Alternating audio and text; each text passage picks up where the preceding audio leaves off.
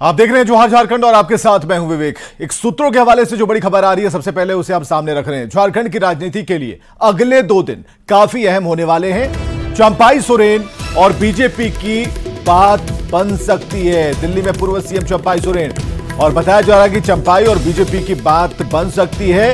हेमंत बिस्वा शर्मा रांची से दिल्ली के लिए रवाना हो गए हैं और दिल्ली पहुंचने ही वाले हैं। चंपाई सोरेन भी दिल्ली आ चुके हैं और केंद्रीय गृह मंत्री अमित शाह भी दिल्ली में हैं। तो ऐसे में अगले 1 से 2 दिन काफी अहम है, जैसा कि सूत्र बता रहे हैं। और सूत्रों के ही मुताबिक चंपाई सोरेन और बीजेपी की बात बन सकती है और ऐसी उम्मीद की जा रही है। 2 तस्वीरें हम आपको दिखा रहे हैं और इसमें आपको चंपाई सोरेन नजर आएंगे और वहीं हेमंत बिस्वा शर्मा भी इस तस्वीर में नजर आ रहे हैं। दिल्ली पहुंच चुके हैं दोनों ही नेता और ऐसा बताया जा रहा है, ऐसी उम्मीद जताई जा रही है, जैसा कि सूत्र कह रहे हैं कि बात बन सकती है चंपाई सोरेन की बीजेपी की। तो बड़ी खबर इस वक्त की, अगले 1 से 2 दिन राजनीतिक दृष्टिकोण से काफी अहम रहने वाले। अमितेश सिंह हमारे दिल्ली संवाददाता मौजूद हैं सभी जानकारियों को साझा करने के लिए। अमितेश, 1 से 2 दिन कहा जा रहा है बेहद ही अहम है। यह बिल्कुल अगला 1 से 2 दिन काफी महत्वपूर्ण होने वाला है। चंपाई सोरेन को लेकर के जो तमाम अटकलें लगाई जा रही हैं, जिस तरह की चर्चा है, या तो बीजेपी में शामिल हो जाएंगे या अलग राजनीतिक संगठन खड़ा करने के लिए आगे बढ़ सकते हैं, उस पर पर्दा हट जाएगा उस तमाम चीजों से। और हेमंत सोरेन से जो उनकी नाराजगी थी और जिस तरह से जेएमएम की लीडरशिप से, टॉप लीडरशिप से उनकी नाराजगी रही है, जिसका उन्होंने जिक्र किया है पिछले 1 हफ्ते पहले, जब सोशल मीडिया के जरिए भी उन्होंने साफ तौर पे कहा था कि हमको अपमानित किया गया जिस तरह से। तो तमाम मुद्दे ऐसे हैं जिसको लेकर के चंपाई सोरेन ने अलग राह पकड़ ली है और एकदम बिल्कुल तय हो गया है कि चंपाई सोरेन अब बीजेपी के साथ जाने वाले हैं। लेकिन बीजेपी में शामिल होंगे या अलग राजनीतिक संगठन बनाएंगे, इस पर जो है पर्दा उठ जाएगा अगले 1 से 2 दिनों में।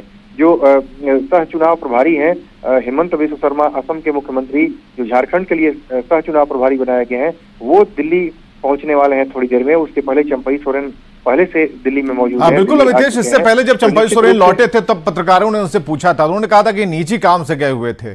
अब आप भी कोई नए नहीं है पत्रकारिता में, तो हमें जरा ये बताइए कि चंपाई सोरेन सीएम बनने के बाद, सीएम बनने से पहले और अब, क्या दिल्ली यात्राएं इतनी होती थी क्या इनकी? देखिए, दिल्ली आना जाना भले ही वो कहें कि निजी काम से आए हुए हैं, लेकिन पिछली बार जो आए थे उसमें भी बिल्कुल ये बात तय थी। उन्होंने दिल्ली में आने के बावजूद, पिछली बार आपको याद होगा जब दिल्ली पहुंचे, दिल्ली आने के बाद उन्होंने सोशल मीडिया के जरिए अपनी बात रखी थी और सीधे जेएमएम की जो टॉप लीडरशिप है, मुख्यमंत्री हेमंत सोरेन, एक तरह से उनके ऊपर निशाना था। उन्होंने साफ तौर पे कहा कि हमें अपमानित किया गया। तो दिल्ली पहुंचने के बाद जिस समय वो बता रहे थे कि हम निजी दौरे पर आए हैं, उस समय वो जेएमएम की लीडरशिप पर हमला कर रहे थे। तो अब कोई उनकी गुंजाइश नहीं बची है जेएमएम में रहने की। उन्होंने अपना अलग रुख अख्तियार कर लिया है और पिछले 1 हफ्ते में जो डेवलपमेंट बहुत हुआ है, उसमें बीजेपी भी और चंपाई सोरेन के बीच में भी जो सूत्र बता रहे हैं उसके मुताबिक कई राउंड की बातचीत जरूर हुई है। ये लोग आपस में जरूर बात भी कर रहे हैं और आगे क्या कदम होगा, किस तरह से डील को सील किया जाएगा, उसको लेकर के अब बीजेपी आगे बढ़ रही है। और चंपाई सोरेन जो दिल्ली दौरे पर आए हुए हैं, इस बार अंतिम मुहर लग जाने की संभावना जताई जा रही है कि उनको लेकर के किस तरह से आगे बढ़ा जाए। क्या उन्हें सीधे पार्टी में शामिल करवा दिया जाए या फिर राजनीतिक संगठन बना करके आगे बढ़ा जाए अलायंस करके। लेकिन जो हमारे सूत्र बता रहे हैं, अलग राजनीतिक संगठन बनाने को लेकर के जो एक दिक्कत जो हो सकती है कि चुनाव में बहुत कम समय बचा हुआ है, तो अलग राजनीतिक दल बनाना, फिर उसको जमीन पर मतदाताओं के बीच में जो उनके समर्थक हैं उनके बीच में जा करके एक बेहतर मैसेज देना और संगठन को चलाना थोड़ा मुश्किल हो सकता है। लिहाजा तमाम विकल्प खुले हुए हैं, दोनों में से किस पर आगे बढ़ा जाएगा, बीजेपी इसको अंतिम रूप दे देगी अगले 1 से 2 दिनों में जो दिल्ली में बैठक होगी, जैसा सूत्र बता रहे हैं। बहुत बहुत शुक्रिया अमितेश तमाम जानकारियों के लिए। तो 1 से 2 दिन काफी महत्वपूर्ण है क्योंकि पूर्व सीएम झारखंड के चंपाई सोरेन दिल्ली में हैं, हेमंत बिस्वा शर्मा भी दिल्ली में पहुंचने वाले हैं और अमित शाह भी दिल्ली में मौजूद हैं। तो बताया जा रहा है, जैसा कि सूत्र कह रहे हैं, कि कुछ बात तो जरूर बन सकती है। तो पूर्व मुख्यमंत्री और शिबू सोरेन के भरोसेमंद साथी रहे चंपाई सोरेन हफ्ते भर में दूसरी बार दिल्ली पहुंचे और करीब 25 से 30 समर्थक नेताओं के साथ चंपाई सोरेन होटल ताज पैलेस पहुंचे हैं। बीजेपी नेताओं से मुलाकात की अटकलों पर चंपाई ने कहा कि गृह मंत्री अमित शाह या किसी अन्य नेता से बातचीत नहीं है, जल्द ही जो फैसला होगा बताया जाएगा। आपको बताएंगे, दिल्ली जाने से पहले सीएम चंपाई सोरेन ने कोल्हान का दौरा किया और इस दौरान उन्होंने सभी 14 विधानसभा क्षेत्रों का दौरा कर समर्थकों का मन टटोला और फिर दिल्ली में है। सर, क्या मुलाकात होनी है? पार्टी के वरिष्ठ नेताओं से, बीजेपी के वरिष्ठ नेताओं से मुलाकात होगी आपकी? कब तक सब कुछ फाइनल हो जाएगा? देखिए, अभी तो हम आए हैं है ना, इससे अपना कुछ काम भी है, बाद में बताएंगे। बीजेपी नेताओं से आपकी मुलाकात होगी? नहीं, ऐसे कोई बात नहीं है, बाद में बताएंगे। ये खबर चल रही कि आप बीजेपी के नेताओं से मुलाकात करेंगे। सर, बीजेपी में शामिल होंगे या अलग पार्टी बना करके सामने आएंगे, अलायंस करेंगे बीजेपी के साथ? आपने दोनों ऑप्शन खुले रखे हैं। देखिए, अभी तक कोई ऐसा हम निर्णय नहीं लिया है ना। सर, निर्णय कब तक लेंगे आप? हमारा टाइम है। कब तक दिल्ली में है सर आप? हाँ, 1-2 दिन है। तो दिल्ली रवाना होने से पहले रांची एयरपोर्ट पर हिमंत बिस्वा शर्मा ने चंपाई सोरेन को लेकर बड़ा बयान दिया। उन्होंने कहा कि चंपाई के साथ बातचीत के सभी विकल्प खुले हैं, चंपाई सोरेन के फैसले का बीजेपी को इंतजार है। चंपाई सोरेन जी का सामने उन्होंने खुद बोला है कि 3 रास्ता है, या तो संन्यास लूंगा, या तो अपना पार्टी बनाऊंगा, या तो कोई अच्छा साथी मिल जाए तो वो साथी का हाथ भी पकड़ लूंगा। तो चंपाई सोरेन को लेकर तेज हुई अटकलों पर आजसू सुप्रीमो सुदेश महतो ने भी कुछ कहा है।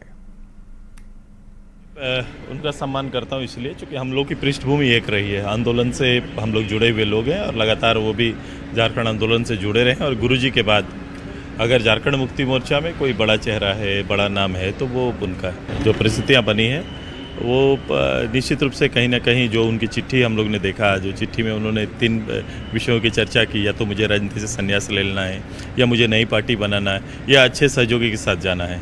पहला विकल्प को उन्होंने खुद खत्म कर दिया, अब 2 विकल्प ही बचे हुए हैं उनके, वो निर्णय लेंगे।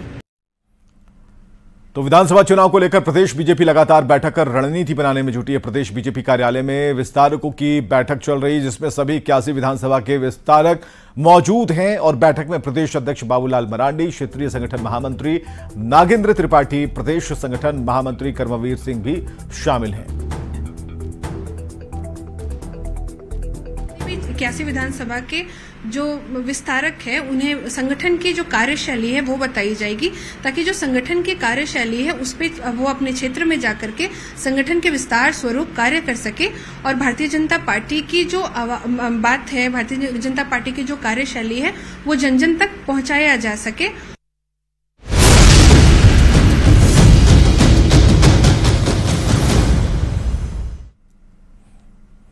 चलिए बात करते हैं श्री कृष्ण जन्माष्टमी की, जिसकी धूम मची है और रात में भगवान श्री कृष्ण का जन्म होने वाला है। इससे पहले झारखंड के मंदिरों में भी श्री कृष्ण के दर्शन के लिए, पूजन के लिए श्रद्धालुओं की भीड़ उमड़ रही है। देवघर के बाबा वैद्यनाथ मंदिर में भारी संख्या में श्रद्धालुओं की भीड़ जमा है। पहले सुबह से ही श्रद्धालु कतारबद्ध होकर बाबा वैद्यनाथ पर जलार्पण करने के लिए उत्साहित दिख रहे हैं। मंदिर के पुरोहित के मुताबिक यहां पर कृष्ण और महादेव की विशेष पूजा होती है। अष्टमी का पर्व है। आज हम लोग पंडा समाज के जो है वरिष्ठ सब जो है सब सुल्तानगंज से जल लेके आते हैं और जन्मोत्सव यहाँ मनाते हैं बहुत धूमधाम से। इसीलिए आज जरा आज सोमवारी भी है, इसीलिए भीड़ ज़्यादा है। जमशेदपुर में भी जन्माष्टमी की धूम देखने को मिल रही है। शहर के सभी कृष्ण मंदिरों को सजाया गया है। सुबह से ही भक्तों का जनसैलाब मंदिर में उमड़ रहा है और कृष्ण भगवान के जन्मोत्सव के उत्सव में सभी डूबे हुए हैं। तो जमशेदपुर से ये तस्वीरें दिखा रहे हैं जहां पर जन्माष्टमी पर मंदिरों को सजाया गया है।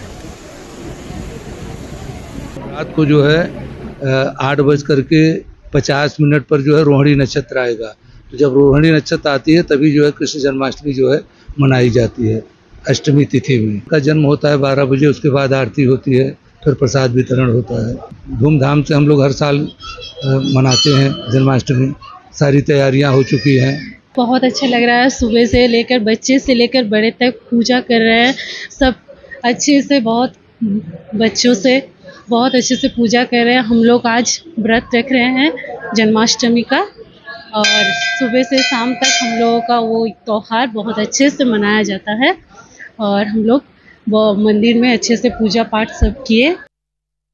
लाहौर नगरी जमशेदपुर शहर में जन्माष्टमी का उत्साह खास तौर पर देखने को मिल रहा है। शहर के जितने भी कृष्ण मंदिर है उसको दुल्हन की तरह देख सकते हैं कि किस तरह सजाया संवारा गया है।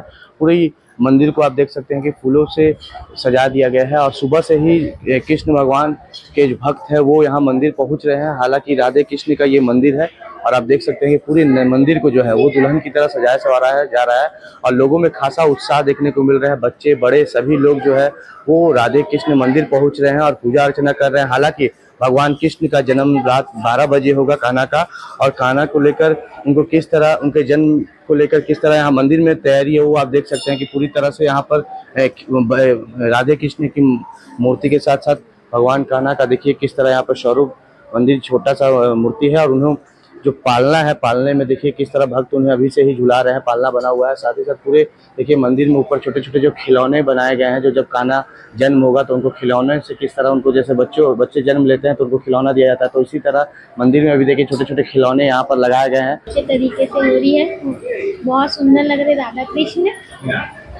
मैं तो आज आप फास्टिंग रहता है। हाँ, रात में पूजा होती है इसकी, रात में खीरा में इनका जन्म होता है। बहुत ज़्यादा रात होने का इंतजार है, सुबह से ही उत्साह रहता है, बच्चे को भी उत्साह है हम लोग के साथ साथ। हाँ, बच्चे लोग खुश है तो हम भी खुश हैं। मेरा तबीयत ठीक नहीं था, फिर भी इन लोग बोले कि चलो मंदिर, तो हम बोले चलो जाते हैं, कभी नहीं आए थे। आज कृष्ण जी का जन्मदिन अच्छा लगता है। उत्साह बच्चों में भी आज देखिए किस तरह मंदिर को पूरी तरह से यहाँ सजाया गया है और कृष्ण जी की पूरी मंदिर जो है वो दुल्हन की तरह सज धज के तैयार है और लोगों को खास तौर पर इंतजार है कि जब 12 बजेगा उसके बाद जब भगवान कृष्ण का जन्म का उत्साह। लाहौर नगरी जमशेदपुर शहर जो है वो कृष्ण मंदिर, जितने भी मंदिर है उसमें अभी से जो है वो भक्त पहुंच रहे हैं और पूजा पाठ कर रहे हैं और रात 12 बजे विशेष रूप से पूजा पाठ किया जाता है जहाँ भगवान कृष्ण का जन्मदिन मनाया जाता है। न्यूज़ 18 के लिए जमशेदपुर से आशीष कुमार तिवारी।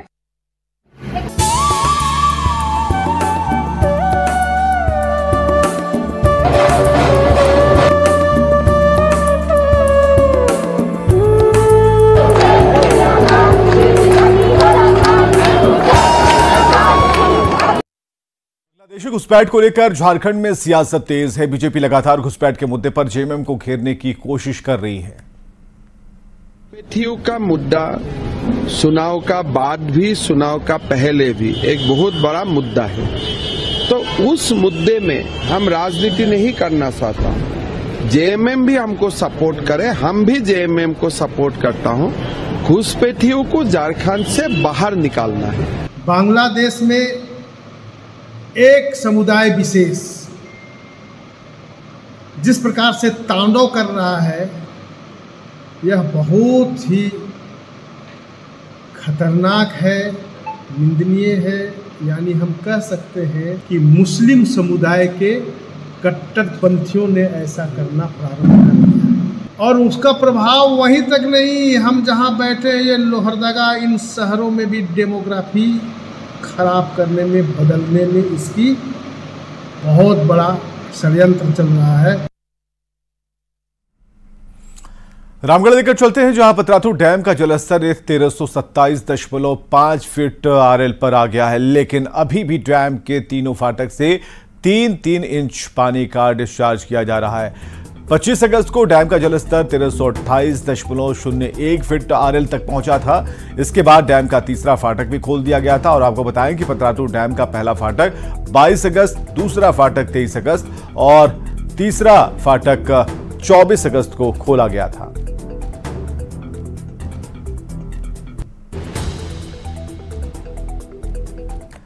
कोलकाता में महिला डॉक्टर के साथ रेप और हत्या के बाद पूरे देश में उबाल है। ऐसे में रामगढ़ में अभिभावक अपनी लड़कियों को मार्शल आर्ट की ट्रेनिंग दिला रहे हैं। मार्शल आर्ट सीखकर लड़कियां सेल्फ डिफेंस के लिए तैयार हो रही हैं और ऐसे केसेस को टालो, मार्शल आर्ट सीखने की आदत डालो के नारे के साथ लड़कियां मार्शल आर्ट, कराटे के विभिन्न गुरों को सीखकर अपने आत्मरक्षा के लिए तैयार हो रही हैं ताकि वे अकेले जहां भी जाएं वहां पर अपने आप को सुरक्षित पाएं।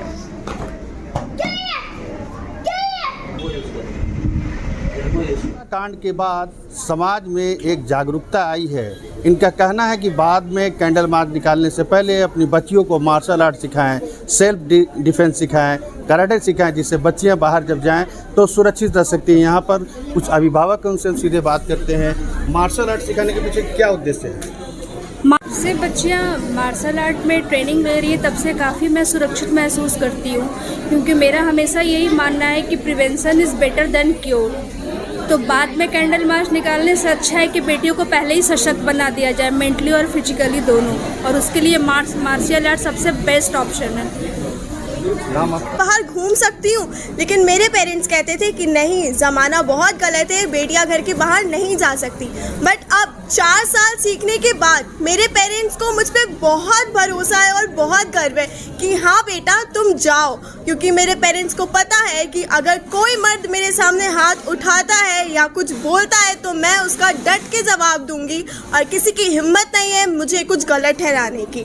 तो मैं यही कहना चाहती हूँ कि सब घर की बेटियों को सीखना चाहिए मार्शल आर्ट्स। मैं पहले पेरेंट्स के साथ जाती थी, बट अब मैं खुद भी अकेले सामना कर सकती हूँ सबका।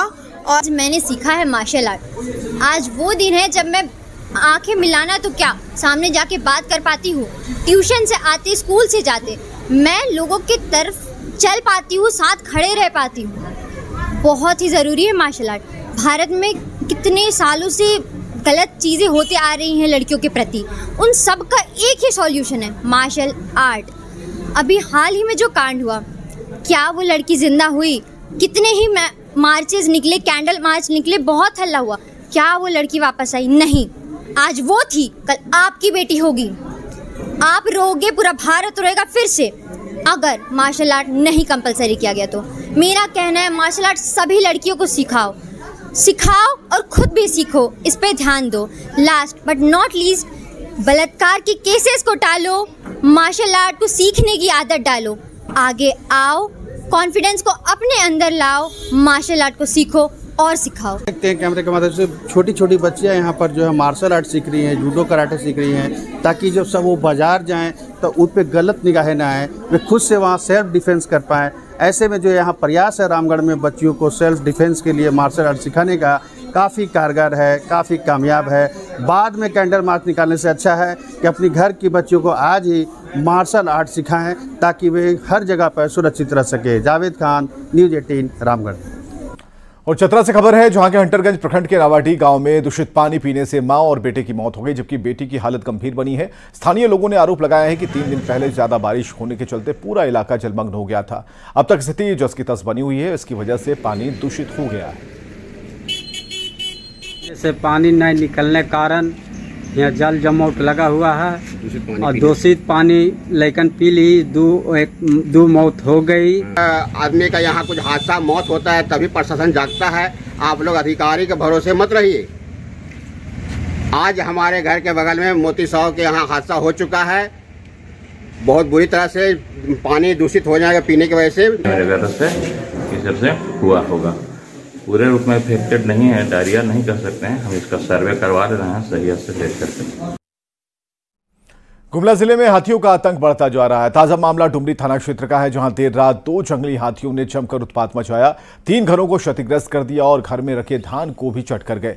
पीड़ित परिवार प्रशासन से मुआवजे की मांग कर रहा है। सिर में ही बस हम सोड को केवल देखे और टार्च लगाए है, तो अंदर से हम टार्च लगाए, फिर वो आँख में ही गया, फिर वो वहाँ से हट गया। 8 बजे कल शाम को हाथी धर दिया, उसके बाद में 2-4 बोरा धान को खाया। कल रात 8 बजे जंगली हाथी कुसुम टोली में जो है 3 घर को ध्वस्त कर दिया, और यह अत्यंत गरीब भाई लोग, और हाथी जो है फिलहाल बगल में ही जंगल की ओर भागा है और ये लोग भयभीत है। और मैं प्रशासन से प्रक्रिया के तहत मुआवजा का मांग करूंगा।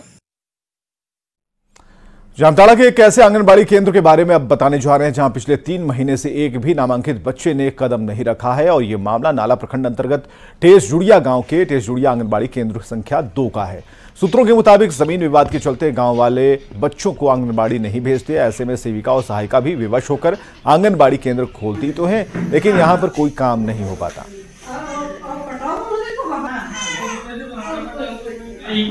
हो रहा है। लेकिन देखिए हम लोग गांव वाला को पूरा गांव मिलके एक पिटीशन मुखिया को भी दिए थे, फिर पूरा गांव वाला लेके CDPO को दिया है, एक आवेदन दिया है, ना उसके पर जांच हुआ ना कुछ हुआ। और सुपरवाइजर के पास हम भी गए थे तो उसको बोले कि कब जाइएगा मैडम, वो तो बता रहे कि हाँ ये कल ही जाएंगे, ना अभी तक कॉल हुआ ना कोई कार्रवाई हुआ। लेकिन एप्लीकेशन लेके ब्लॉक तक गए थे हम, तो वो मैं सुपरवाइजर बोल रहे अच्छा आएंगे एक दिन, तो अभी तक आया ही नहीं। आज से ना आया अंदर से या से जून जाएगा तो झमेला है। अच्छा से झमेला से धान तो केटे से तो केटे से सही नहीं है। এখন বাচ্চাকে আমাকে কাম করে দিয়েছে मैं लगी छेलाগুলো না আসতে দিছে না, ইয়ারা ডাক্তার দিছে তো 5000 ডিগ্রি না কইছে, তার জন্য ইয়ারা ডাক্তার দিছে না ভুয়ে ये বলছে যে ছেলা যাবে অঙ্গনবাড়ি সে জুড়ি রান্না করবে 5000 করে এখানে আসতে দিবে, বলছে আমাদের গরিব লোক কোথা পাবো পয়সা। जमीन घोटाला मामले में जांच तेज हो गई है। जांच के दायरे में ईडी की रडार पर बबलू खान आ चुका है। खास तौर से लैंड स्कैम में कोई पॉलिटिकल या फिर आतंकी एंगल तो नहीं, इसे लेकर ईडी के अधिकारी बबलू खान से पूछताछ कर रहे हैं।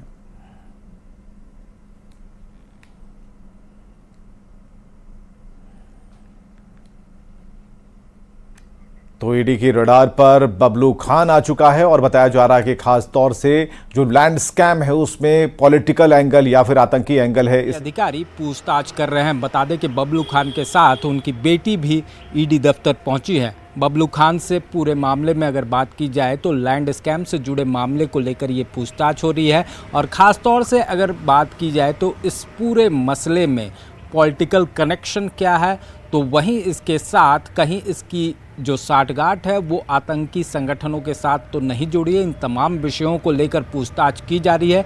बता दें कि पिछले दिनों अलकायदा मॉड्यूल को लेकर जो गिरफ्तारियां हुई हैं उसमें डॉक्टर इश्तियाक का भी नाम सामने आया था और वो बबलू खान से जुड़ा हुआ था। ऐसे में बबलू खान पूछताछ काफ़ी अहम मानी जा रही है। अब देखना होगा कि इस पूरी पूछताछ के बाद क्या कुछ तथ्य जो हैं वो सामने आ पाते हैं। कैमरामैन प्रभाकर के साथ ओम प्रकाश, न्यूज़ 18 रांची।